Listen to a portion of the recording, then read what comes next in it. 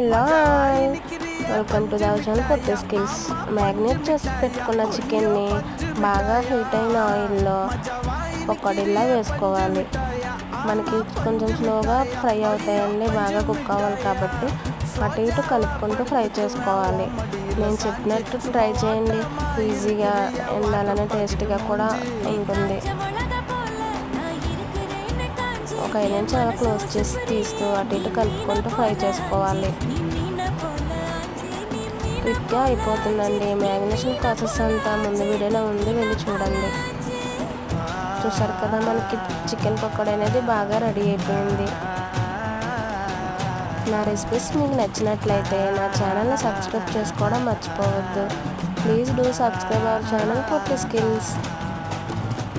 Thanks for watching.